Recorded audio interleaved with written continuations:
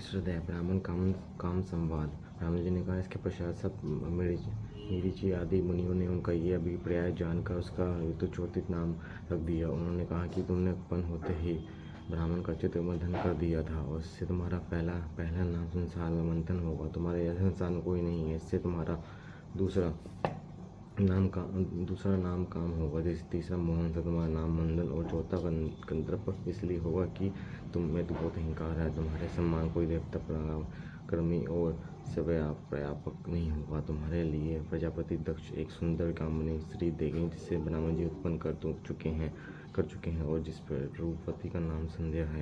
ये सुनकर उस काम ने अपने 5 बाणों का नामकरण कर तुरंत उनका परीक्षण करना चाहा। क्षण, लोचन, मोहन, शोषण और मारन ये 5 नाम हुए जो मुनियों के भी मोहक थे।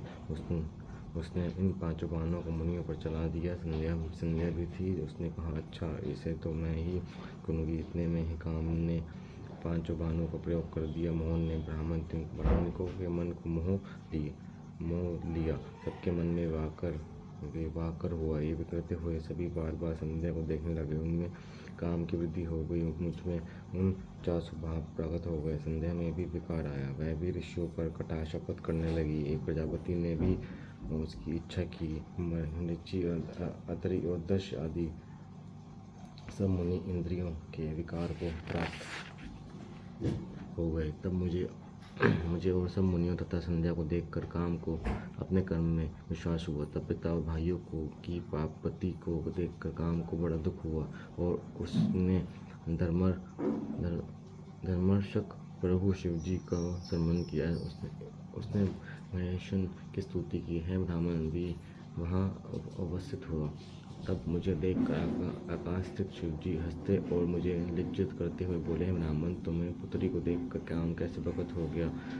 ये तो वेद मार्ग से चलने वालों को उचित नहीं है। विधान जन्मता महीन और भाई की स्त्री तथा कन्या को भूल कर भी दृष्टि से ना देखें। फिर वेद को तुम्हारे मुख में ही विराजमान है, जिसे काम मात्र से तुमने जैसे भुला दिया। फिर वह सभ्यता सूर्य दर्शन करने वाले दक्ष, मरीचि आदि एकांत योग्य उचित स्त्री को देखकर जैसे मिलन हो गया।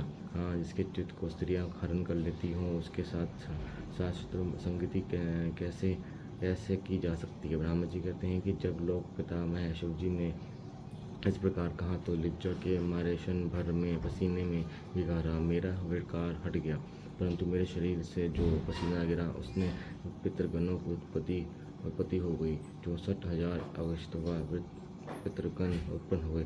83,000 ब्रह्मदेव पितर हुए और जो दक्ष के शरीर से पसीना गिरा था उसने सर्वगुण संपन्न एक कन्या उत्पन्न हुई जो मुनियों के भी मन को मोहने वाली थी और जिसका लोक विख्यात नाम रति हुआ। उसने देख पृथु आदि भी प्रखलित हो गए। उसने जो वीर भूमि पर गिरा उसने अन्य पितरों की उत्पत्ति हुई। इस प्रकार संध्या बहुत से पितरों को उत्पन्न करने वाली हुई।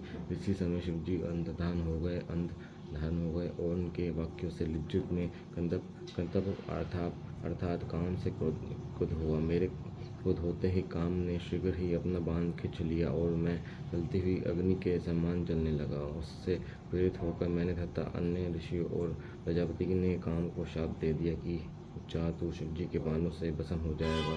ये सुन रति का पति कामदेव उसी क्षण अपना धनुष फेंक कर मेरे चरणों पर आ गिरा और मुझे पूछा कि आपने मुझे ऐसा कठिन शाप क्यों दे दिया, क्योंकि आप लोग न्याय के अनुसरण करने वाले हैं। मैंने तो कोई बिगाड़ा नहीं किया। आप ही ने तो कहा था कि मैं ब्राह्मण, विष्णु, शंभु ये सभी तुम्हारे वश में हैं। जो आपने कहा था मैंने उसी की परीक्षा की है। हे जगपिता, मैं निरपराध हूँ।